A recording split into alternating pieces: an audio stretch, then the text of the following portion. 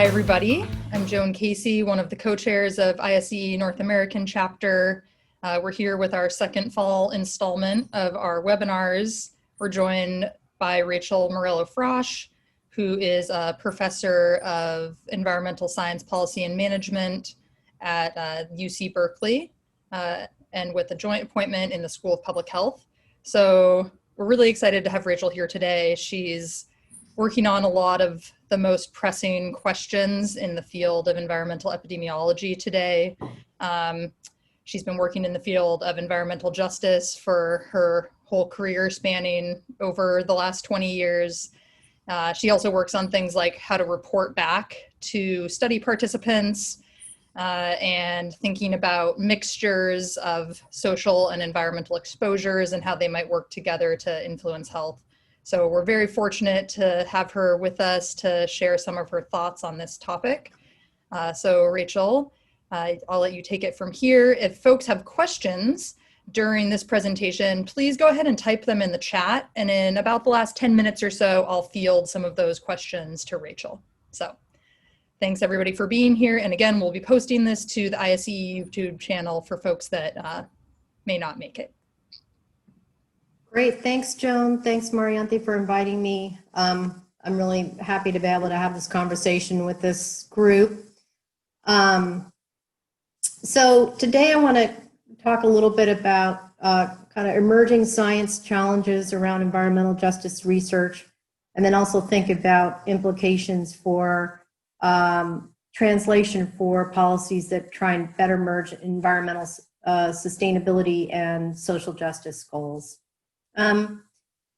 So I like to start my presentation with this graph about demographic trends within the United States. I think as we can tell, this country is changing. California kind of reached a major milestone in 1990 when the state became majority non-white. So, and this is sort of what portends for the future of this country. And I also think that in many ways, this demographic shift is what has created the current political and social climate that we're facing, and has also given rise to a lot of the movements that we're facing. I'm going to be talking a lot about California today, and the reason why I do that, because I'm a Californian, but also because I think there have been a lot of efforts around environmental justice policy making that has been the result of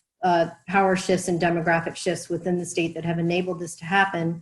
And I'm hoping that the challenges that California has faced can hopefully, lessons learned from that can maybe provide lessons for the rest of the country around environmental policy, climate change policy, et cetera, depending on what happens in our elections in the next few weeks.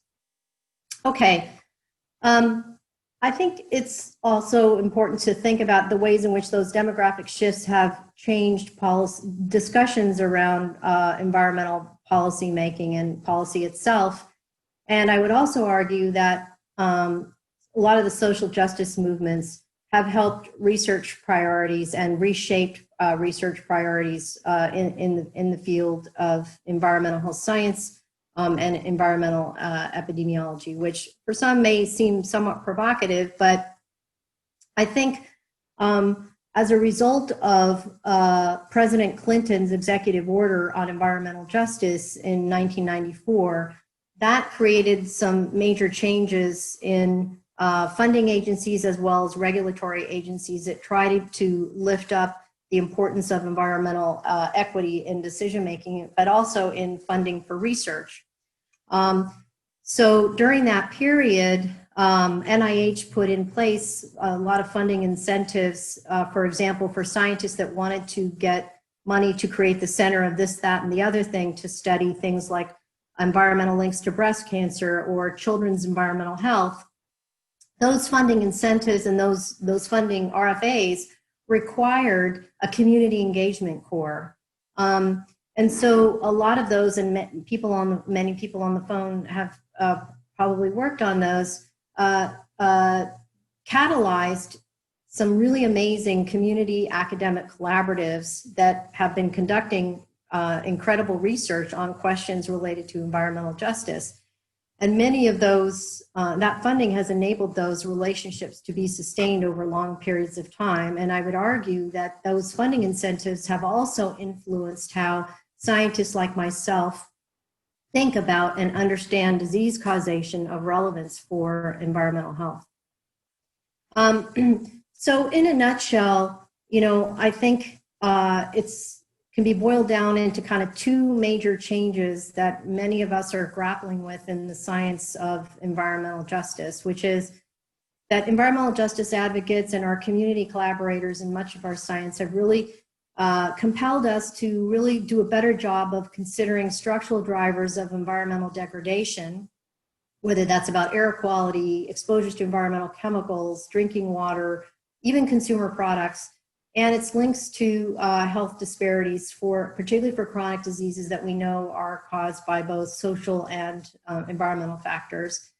The other thing is making our methods better at analyzing multiple hazards where communities live, work, and play. And then the second piece is how do we better grapple with underlying social vulnerability factors as well as biological susceptibility factors that are linked to those social stressors, including poverty, malnutrition, discrimination, and underlying chronic health problems.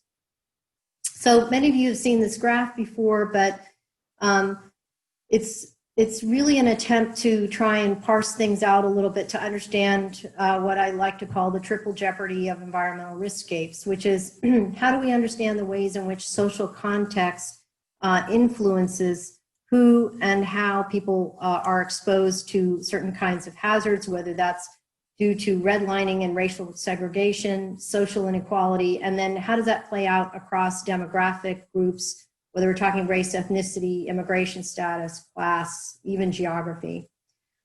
So the three kind of big buckets are understanding disparities and exposure, which has occupied, I think, since the very beginning when environmental justice research really took off in the early 80s, sort of characterizing and describing disparities and exposures to different kinds of environmental hazards by race and class, whether it's occupations, air quality, drinking water, et cetera. And then starting to really understand the extent to which social vulnerability or extrinsic factors, these are things that don't have anything to do with our biology, but may have biological effects. So these are things that can be changed through policy. So poverty, food insecurity, chronic exposures to psychosocial stressors, healthcare access, addressing structural racism and gender discrimination.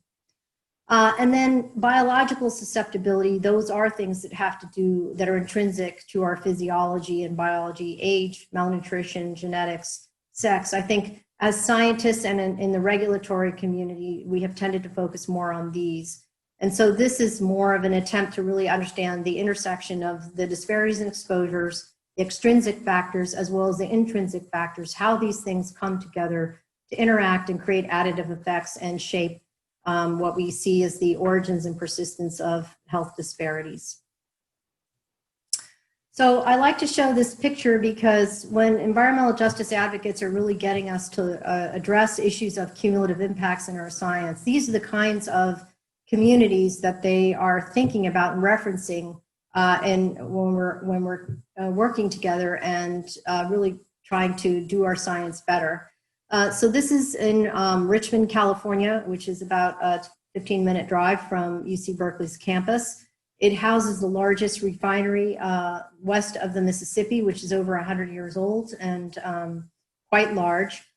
This community here, Liberty and Atchison Villages in this triangle, is a place where I've done a lot of work in terms of trying to characterize air quality impacts from multiple sources of emissions nearby. They have a rail yard, 2 freeway corridors nearby, a port, and other major industries nearby. So when communities are talking about cumulative impacts, these are the kinds of places that they're referencing when they're encouraging us to look at multiple exposures as well as vulnerability factors.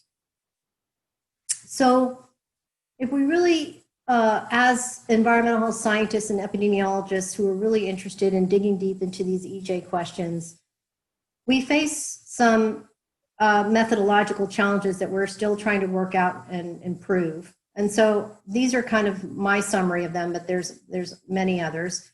One is that, even though many of us have really good cohort studies, some of them are actually quite diverse. Some of them are actually decent in size. We tend to still run up against issues of lack of statistical power to really look at the questions that we want to answer. For example, looking at effect modification to understand social vulnerability factors or susceptibility factors when we're looking at relationships between environmental hazards and different adverse health outcomes in our cohorts. The other limitation is that often cohorts are very local, very place-based, and so there's a limited geographic scope. So if we want to look at broader contextual factors in our analyses, like racial residential segregation across metro areas, many cohorts don't allow us to do that because they're limited to one geographic area. And then we're always up against these time and resources required to develop, collect data, and start analyzing the data from these cohorts that we create. And that sort of runs up against especially when we're in collaborations with community partners, these short-term needs that our community partners face to do what I like to call data judo to inform decision-making in the regulatory and policy arena. Communities often need data now to answer questions about how they're going to prioritize their advocacy strategies and move decision-making towards disease prevention. So many of the ways that we try and address these methodological challenges is that we sort of take a dual approach in how we analyze and the kinds of resources we use to look at EJ questions. Many of us rely on large administrative data sets that are conducive to answering questions about structural determinants. So large administrative data sets with wide geographic scope, often diverse participants, allow us to answer questions about things like redlining, residential segregation, income inequality that cohort data might not enable us to do as well.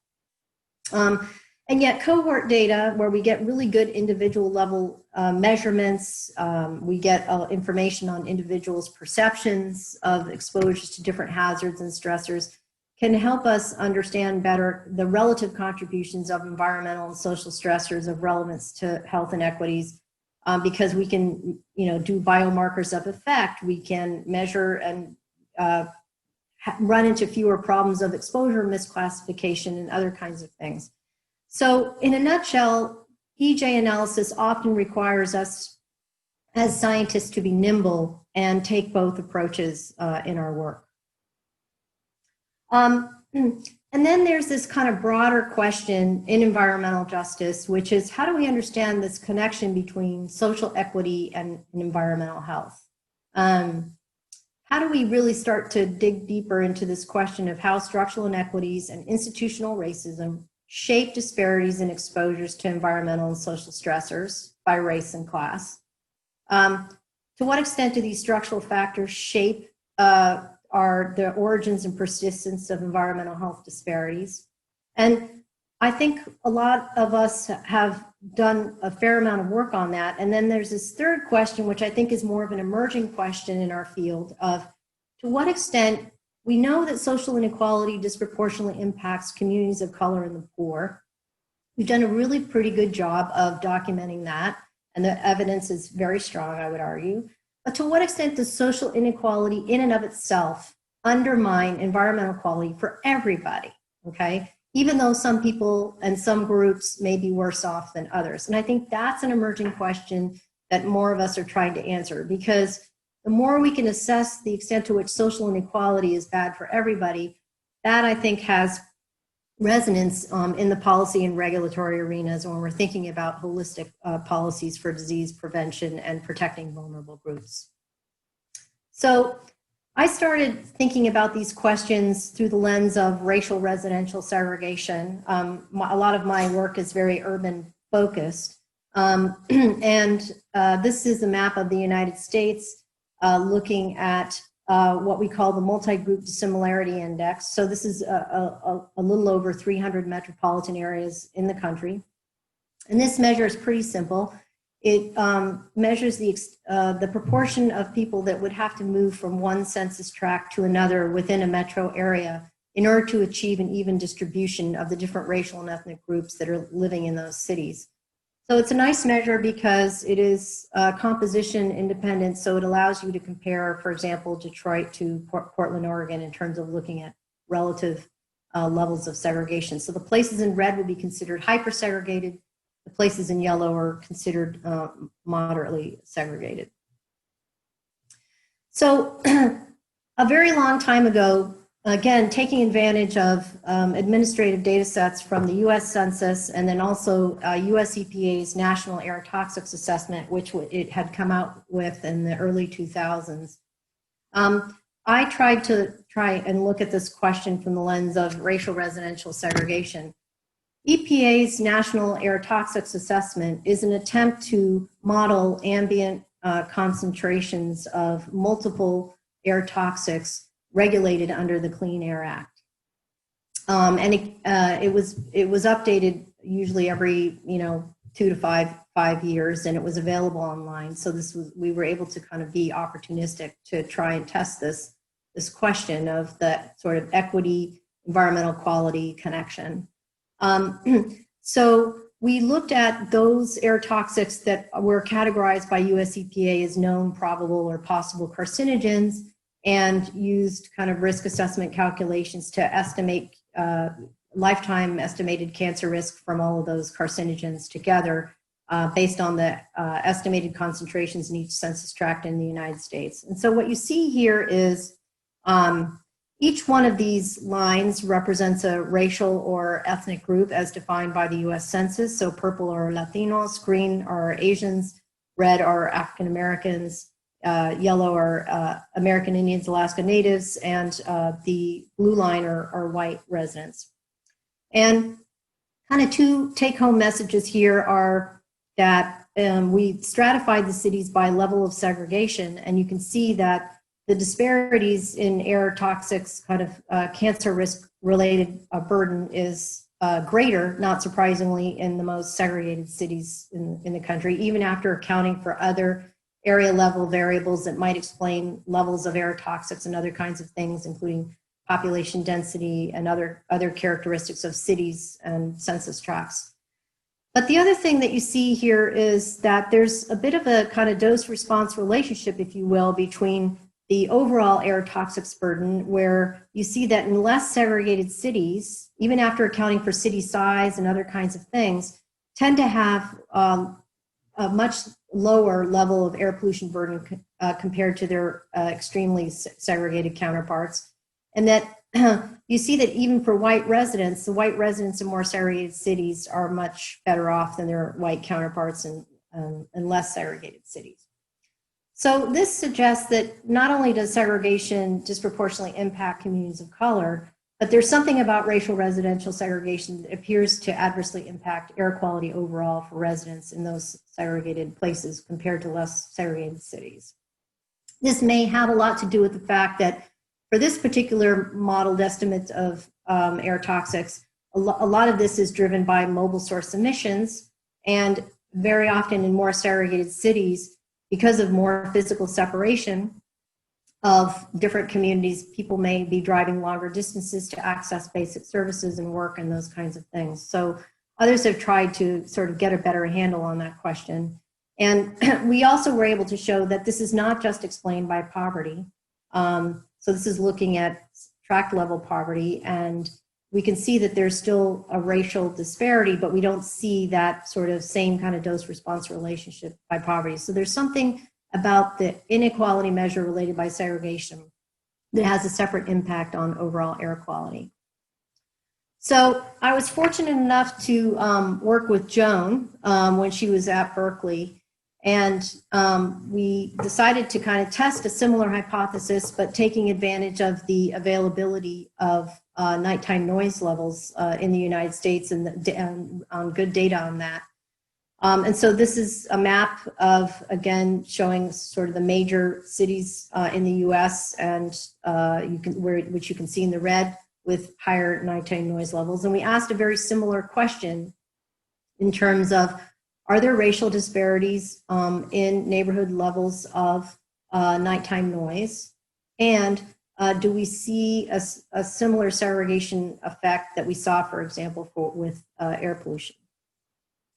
And the answer is yes.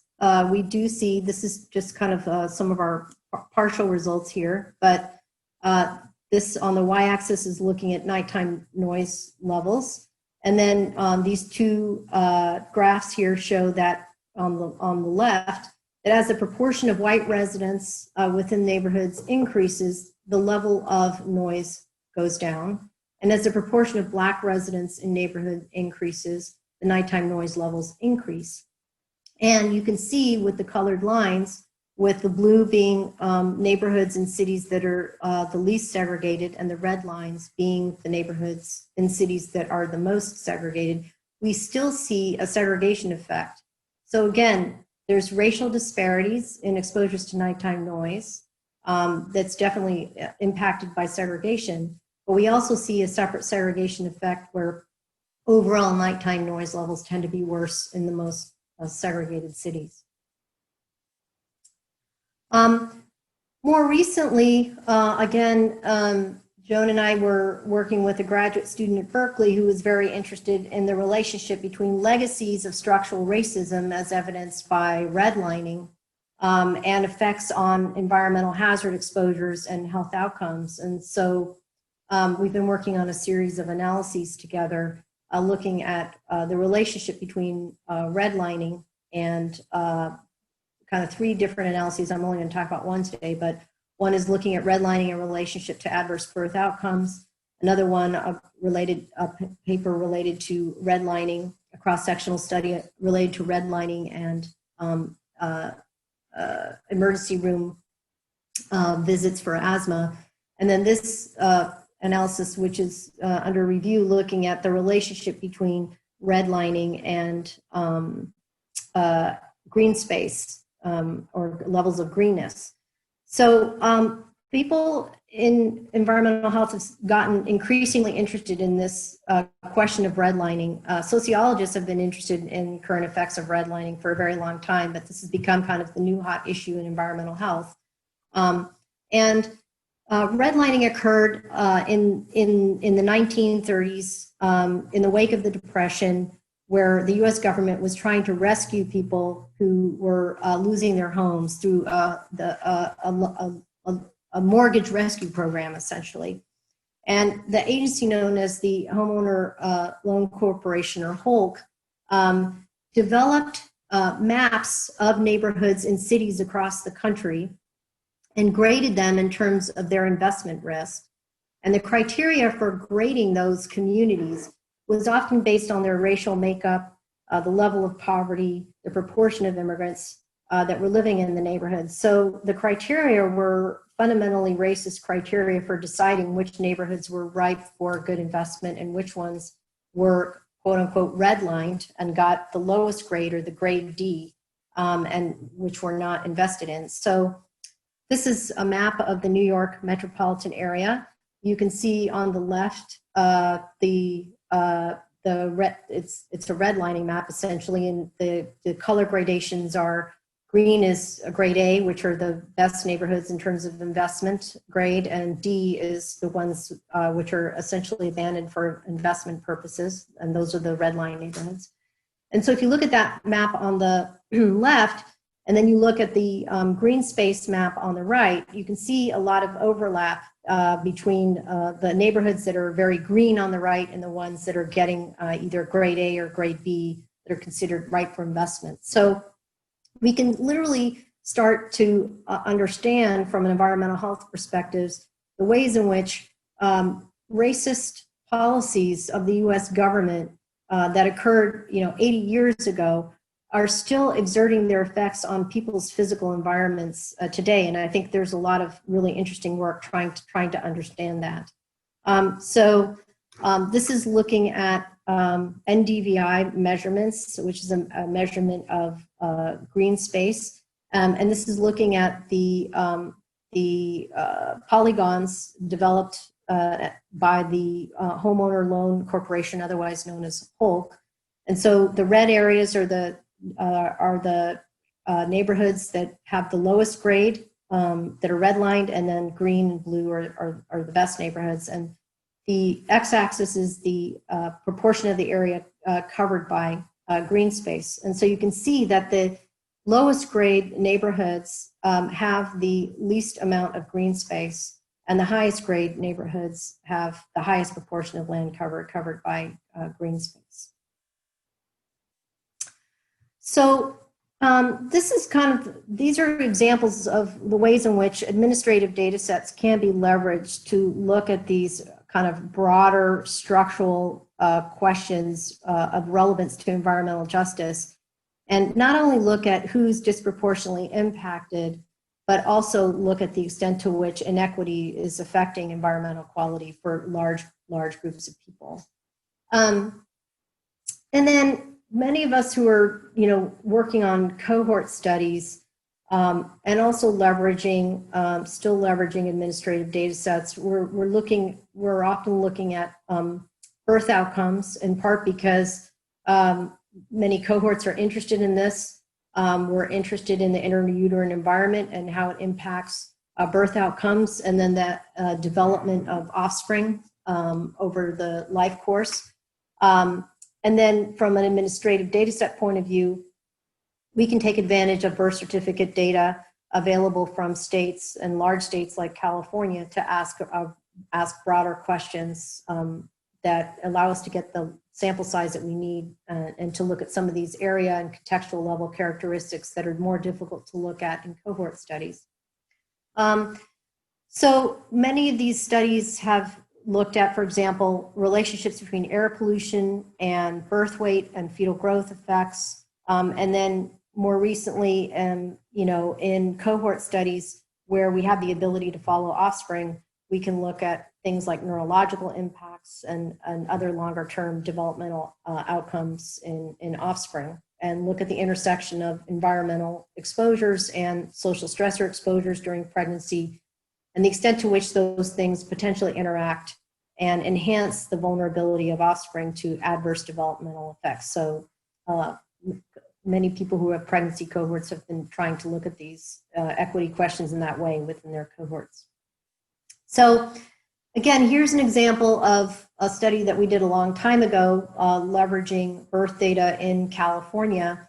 We wanted to look at this was when there was a lot of work being done to look at the extent to which particulate matter and PM2.5 in particular adversely affected birth weight. There was an international kind of consortium of people who were studying this issue in terms of birth outcomes during that period of time in different countries in the world, and it was known as the ICAPO consortium, where we were trying to do parallel analyses of our data to look at the same question, applying similar methods across data sets. So this was our sort of contribution to that in California. And so we looked at births over a 10-year period, and what we found was that we did see an average of about a 10-gram decrement in birth weight per unit change in PM2.5 level overall for the population in California. But the other thing that we saw was that this effect was most dramatic for African-American mothers, both for PM2.5 and for coarse PM, but also for PM10. So again, this suggests that these racial differences are not due to inherent biological differences in terms of socially defined racial categories, but it does suggest that there is susceptibility factors that are likely to be at play where African American mothers are more vulnerable to the adverse birth weight effects of air pollution compared to other women in the state. More recently in our cohorts, we have a cohort here in San Francisco known as Chemicals in Our Bodies. We've been recruiting women since 2014 and taking measurements of exposures to different environmental chemicals. We're also interviewing women to get their self-reported exposures to different kinds of social stressors. So we ask across a lot of different questions related to financial hardship, food insecurity, job strain, poor neighborhood environments, their views of their community standing, caregiving burdens, and exposures to stressful life events, and the extent to which they had a planned pregnancy. So we ask a lot of stressor questions, and traditionally studies that have looked at stressor exposure, prenatal stressor exposures, and effects on birth outcomes have tended to look at one stressor at a time. Sometimes they'll look at potentially interactive effects of stressors. And we have also traditionally done that with chemicals, but more recently with chemicals, we've developed mixtures methods using G computation and other statistical methods to really get at chemical mixtures, because we know that we're not exposed to one chemical at a time. And we're trying to be responsive to community partners who are asking us to do this better. So my collaborator, Dana Goyne, who's a postdoc at UCSF working with our cohort, we decided, like, what if we tried some of these chemical mixtures methods used for chemicals and looked at it in terms of stressor exposures? So we recently published an article in Epidemiology where we evaluated the independent and mutually adjusted and pairwise joint associations between self-reported hardships and birth weight measurements. In this graph, we're looking at birth weight per gestational age Z-scores. And we found that,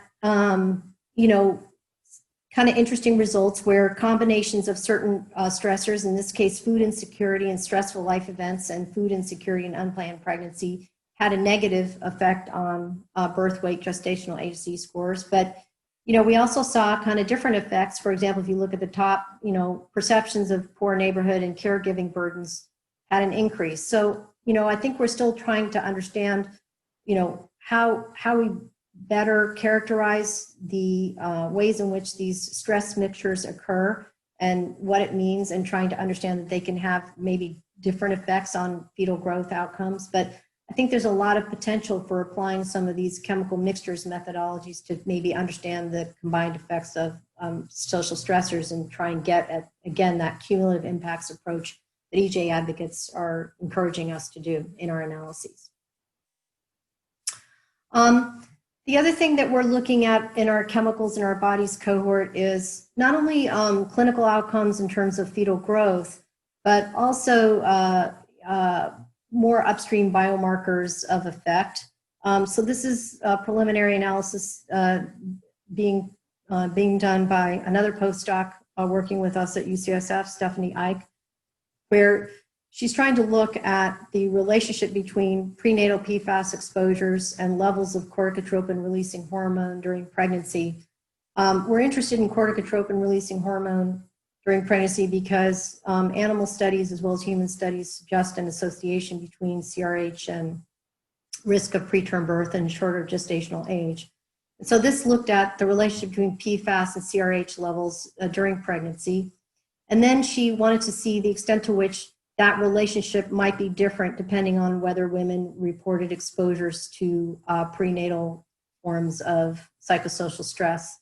So each one of these tables looks at the different PFAS for which we had detection frequencies greater than 80%. And you can see that for the PFAS PFNA, we do see a stronger relationship with increases in CRH among women who reported exposures to things like stressful life events, depression, food insecurity, and financial strain. So, this is another way to try and look at the combined effects of social stressors and environmental chemical exposures, not just with clinical outcomes, but also with biomarkers that might be of relevance for different kinds of adverse pregnancy outcomes, in this case, corticotropin-releasing hormone.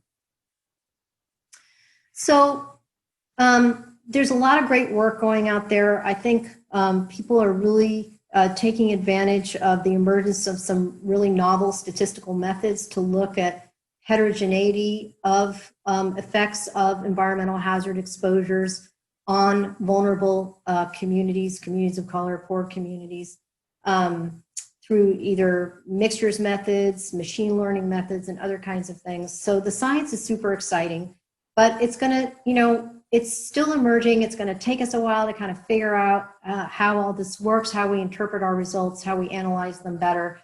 And very often our community partners, are again, back to this issue of, emergent data needs to make decisions now, taking the evidence that we have now to influence decision-making to reduce exposures and incidence of disease, because the reality is, we're public health researchers, and public health is also about disease prevention. And so very often communities are not necessarily going to want to wait until we have it all figured out. So as of late, I think a lot of people are starting to think about how do we develop decision-making tools or mapping tools that can integrate, again, leveraging administrative data sets, place-level measures of environmental and social stressagens, if you will, that can help highlight communities of potential regulatory concern, and that can help decision makers target holistic policy strategies and interventions that better integrate environmental health, sustainability, and EJ goals. So the other thing around these mapping tools is thinking about how they could be used. So we want to kind of have certain criteria for how we would want to develop these maps, thinking about our audience. So how do we develop maps that have indicators of cumulative impact that reflect current research on environmental and social determinants of health, but we want to make sure that those indicators and measures are understandable and transparent to the different stakeholders that are going to use these mapping tools, whether it's policymakers, communities, regulatory decision makers. These mapping tools should also be useful for informing land use planning, investments and funding allocations, and community engagement and outreach. Because the other thing that these maps do is, very often environmental justice policy making is very reactive. It's responding to those communities that have very high organizing and civic engagement capacities. But these mapping tools can also highlight those communities that may not be vocal, that may not be super organized, but that are facing significant combinations of environmental and social stressors that adversely impact health. And the other thing when we develop these mapping tools, if they're going to be used for decision making, communities have to trust them and have to be able to sort of kick the tires and look under the hood, if you will, and be able to do some ground truthing. So we, a long time ago, funded by the California Air Resources Board, that was really looking to develop some kind of mapping tool to inform its decision making around air quality regulation, undertook a process for how we might do a proof of concept for development of a mapping tool, and it included community engagement kind of along the way. We conducted a lot of meetings statewide in California, talking to community groups about, if there were mapping tools, what kinds of indicators would be important to include. And also acknowledging that these indicators had to be derived from data that were already available and that were free and that could be updated over time and that were available statewide. So after a pretty long process of, well over a year of having these conversations, we kind of came up with 5 basic buckets of indicators. So indicators of locational data on the proximity of different kinds of hazardous facilities or land uses like roads and things like that. Data that got at exposures, so air quality modeling layers, for example, or air quality layers that integrated measurements of cancer and non-cancer health risk. And then using the US Census, developing indicators of health and social vulnerability. And then using some of the data that I showed you recently around heat islands, and then also some good data in California around projected temperature change, et cetera, developing indicators of climate change vulnerability, and then also drinking water quality, and that also gave information on the capacity of community water systems to address water quality problems. So here's an example of maps that you could generate using these sort of buckets of indicators. This is what we call kind of environmental justice screening. This is the San Francisco Bay Area. So each one of these maps kind of maps the different buckets. So these are the neighborhoods that have a lot of hazards, locational, facilities, roadways, et cetera, nearby. These are the neighborhoods where this is very air quality driven, where air quality could be a potential problem, including cancer, non-cancer hazard. Again, this is mapping social and health vulnerability, climate change vulnerability, and then potential drinking water vulnerability. And then you can sort of roll up these indicators into a score of cumulative impact. So this was sort of our proof of concept. And then with the passage of California's climate change law, which first occurred in 2006 and then was renewed a couple of years ago, we have very ambitious reductions in greenhouse gases.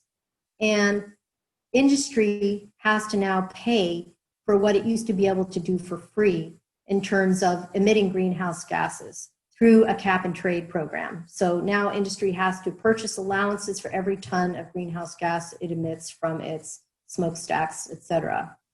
There's a lot of controversy about a cap and trade program from an environmental justice perspective. I don't really have time to talk about it today, but happy to have a separate conversation about that.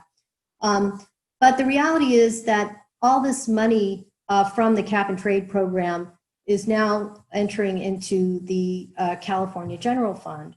And so environmental justice advocates came together and pushed for passage of legislation that created what is now known as the Greenhouse Gas Reduction Fund, the legislation known as SB 535. And this is really a great example, I think, of the ways in which California's climate change policy is trying to integrate both environmental justice and sustainability goals through the creation of this fund. And basically what it requires is that revenue from the regulation of greenhouse gas emissions and the industries that are part of that cap and trade program, that revenue has to be targeted for investment in projects that reduce pollution and greenhouse gas emissions in quote unquote disadvantaged communities, which are EJ communities, and have to enhance the co-benefits of greenhouse gas reductions. 35% of these funds have to be invested in programs that directly benefit these vulnerable groups. Now more than 20% of those funds have to actually be invested in those neighborhoods directly. So back to the map question. When that law passed, or when people were writing that legislation, we got a lot of inquiries and people were saying, well, we should use your environmental justice screening method to help us identify those communities where we want to target those investments from the Greenhouse Gas Reduction Fund. And we were like, actually, no, we don't want to sort of have a lifelong occupation of having to maintain these maps and update them, but Cal EPA can do a really good job and sort of make this their own, which is in fact what happened. So this is how what is now known as Cal EnviroScreen, which applies a very similar approach towards using these different data sets to map both environmental and social stressogens and creating these cumulative impact scores to help identify those communities where the Greenhouse Gas Reduction Fund investments need to be.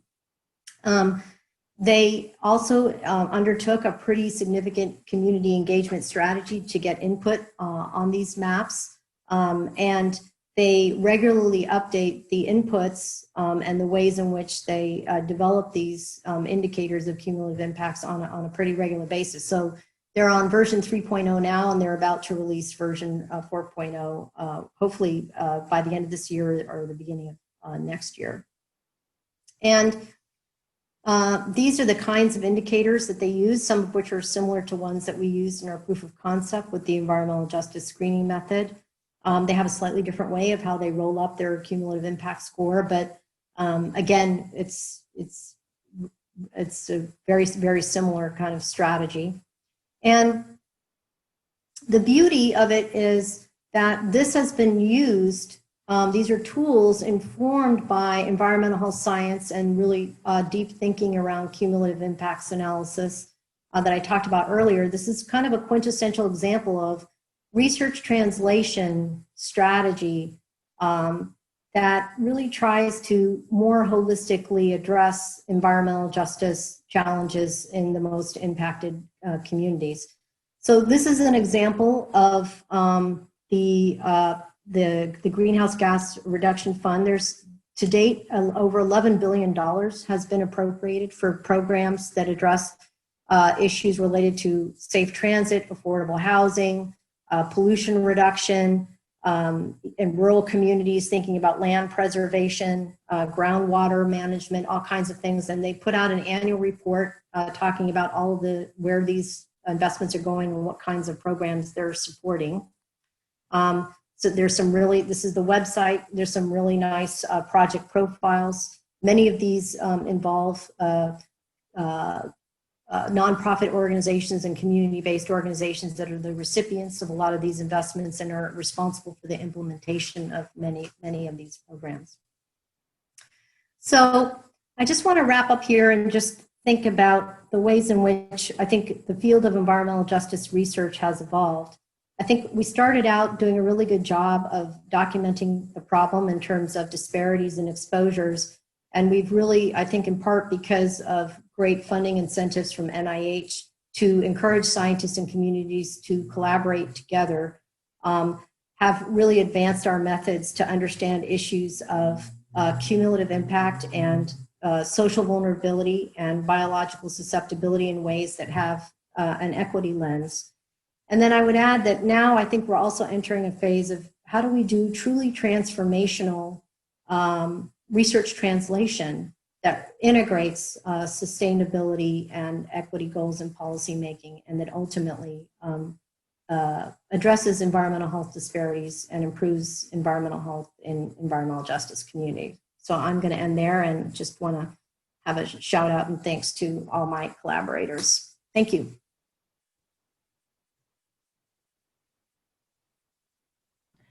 Thank you so much, Rachel. That was great. So if folks have questions, please enter them in the chat. I can lead off. So Rachel, I am curious if you could talk a little bit more, and you just did so right at the end here, kind of about the next phase of EJ research. There's been a big push to stop just describing the problem and to try to do some of this more translational work, which is great. One thing it does is really seems to expand the role of the environmental epidemiologist to need to have skills in a lot of additional areas, from just conducting regression analyses and describing the problem to now talking to communities, talking to policymakers, figuring out how to translate work. So just curious your thoughts on that and how we can prepare the next generation of scientists to be able to take on this huge challenge. Yeah. I think that's such a great question. I guess I have kind of two answers to that. One is, I think scientists have varying appetites for engaging in policy advocacy. So I'm not going to lie, that's a very kind of controversial issue. People have varying opinions on it. For those who are reluctant to kind of engage in policy advocacy, policy change work as scientists, I do think that more can be done in terms of the kinds of questions that we answer, and to try and shift the conversation a bit from how do we document the problem to how do we do a better job of documenting the co-benefits of some of these policies that are being implemented. So I think a really great example is, for example, the study that you did to look at power plant closures and effects on preterm birth rates. So a lot of those power plant closures that occurred in California that you looked at occurred because companies saw the writing on the wall in terms of a lot of those companies knew that California was going to be on the verge of passing a climate change law, and those plants were no longer going to become profitable. So a lot of those were coal-generated and oil-generated power plants. And the beauty of that study was that it showed that within a short time of those power plant closures, preterm birth rates went down about 2%. And so if you could develop a drug that reduced preterm birth rates by 2%, it would be considered a blockbuster. So I really feel that, like, as scientists, we can start to move away from documenting the problem to maybe documenting the short-term co-benefits as we see different forms of climate change policy being implemented. And more studies like that, I think, will be useful to, we do, you know, in the policy debates, we focus a lot on the costs of regulation, but we haven't done as great a job as documenting the benefits of those regulations, and even more importantly, the short-term benefits to society and to vulnerable groups. So I think in terms of scientific questions, we can start to move in that direction. The second answer to your question is, for those of you who do have an appetite to engage in these things, I think more of us are trying to think about how do we train the next generation of environmental scientists and epidemiologists in research translation strategies.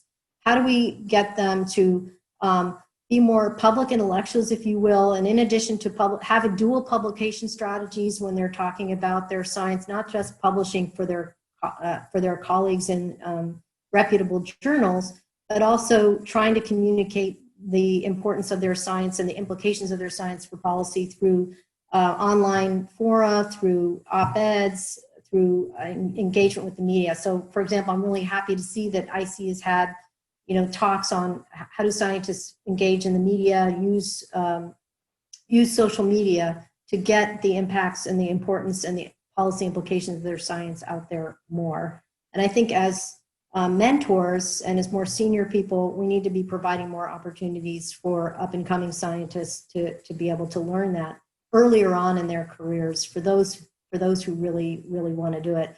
I think the Children's Environmental Health Centers has created a funding incentive to create research translation centers, because I think the feeling is we have a lot of great science on children's environmental health, so now how are we going to train people to actually translate that stuff? So I think that's a great sign. That funding incentive is going to help move us in that direction as well. Great, thank you, that was helpful. Okay, so we do have a question from Robbie Parks, and this is getting back to some of the Greenspace work. And here Robbie's asking about your thoughts on green gentrification, or where people are displaced from their communities once we, for example, green an area. Can we measure this? Do you know of any work kind of looking at this? What do you think are the implications? Yeah. Well, I've been noodling about it in my head a lot from a kind of data crunching point of view. And I don't have any great answers quite yet on how to look at the extent to which greening has accelerated or catalyzed gentrification and displacement of long-term residents in these communities. I think some of the best work that's been done in this regard has been in the area, more kind of qualitative work that has been done in the social sciences. And there's a huge literature on green gentrification and sort of more place-based and case studies looking at the localized impacts of greening strategies and the extent to which it has displaced or not, if you will, long-term residents. This is a huge issue right now. For example, in the San Francisco Bay Area, I have some great sociologists who are doing amazing ethnographic work in communities. For example, in Oakland, they're facing issues of gentrification. From a kind of data point of view, I don't have a clear answer yet. I've been having these conversations with colleagues, including Joan and others, about how we might do a better job of that from the data point of view. But I do think this is an important question to try and look at on a larger geographic scale. I think one of the challenges is that forms of green gentrification can also be very kind of regional specific and place-based, and so it unfolds differently. Greening projects are more likely to displace long-term residents if communities are not involved in how those things unfold and how they happen. It can also shift rules about what constitutes allowable and inallowable use of the green space that's been there. So you see these tensions, like, for example, around the barbecue Becky controversy in Oakland, which was essentially a fight over who and how green space is used, even though long-term residents have been using it in certain ways. So it's a complicated question. I don't have a clear answer for you, but I think this is a really important issue, particularly as climate change policies, sustainable strategies that cities are undertaking involve a lot of greening and do have the potential to displace long-term residents. Great. Okay. We've got, I think, time for one more question here. I'm excited about this one. So this is from Anjum Hajat, and they're asking about the paper with Dana Goen about social exposures as mixtures. And they're mentioning it becomes difficult to isolate the social stressors with the greatest impact. For example, policy implications for food security may be very different than those for depression or anxiety. So it seems we'd want to know which social stressor is the most important. I'll leave it to you to define that. So could you comment on some of the advantages and disadvantages of looking at social exposures as mixtures? Yeah, so I think you hit the nail on the head, that some of these emerging methods to look at mixtures, they're great in that they allow us to look at mixtures. They have some limitations in terms of enabling us to tease out sort of what is quote unquote the most important. But I think one of the useful things around these mixtures analysis, and I think from this analysis that we just did, is it suggests that, you know, you need to have kind of heterogeneous strategies to address these multiple stressor exposures. So things around food insecurity are going to be related more towards social policies, although, for example, and then things related to stressful life events, unplanned pregnancy, also could be a combination of social policy interventions, but then also things that healthcare providers can deal with also directly with their patients in terms of helping them address the psychosocial stress associated with being exposed to stressful life events. If the patient's coming to you with immigration challenges, the prescription could be, you know, getting them support to address their immigration problem. So I think it helps you also distinguish which ones seem to matter, which are the combinations, and which ones are more amenable towards kind of collective policy change strategies versus more individual level interventions, you know, with patients, for example.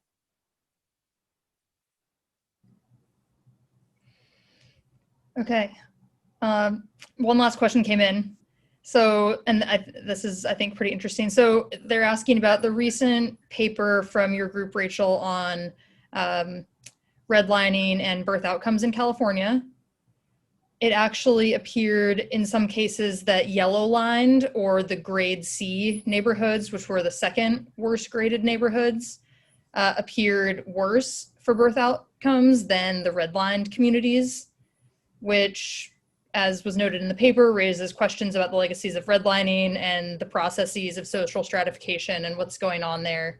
So David Gonzalez is wondering if you could comment on how we can bring historic data on structural racism into studies of more recent outcomes. Yeah, that's a great question. Yeah, so I think the great thing about this paper that that we did was, you know, we applied, I think, traditionally stricter statistical methods by using propensity score matching, which is, I think, helps also partially explain why we didn't see sort of this typical kind of dose-response relationship that other redlining papers have shown. And I'm happy to get into that when we have more time, some other time. But I also think that, again, you know, even though redlining was something that was applied nationally, cities, municipalities, and regions had a lot of discretion about the extent to which they imposed and fortified kind of those redlining strategies. And then, again, getting back to the gentrification question, some of these red line neighborhoods or yellow line neighborhoods are undergoing significant demographic transition and ethnic churning, in part due to gentrification and displacement.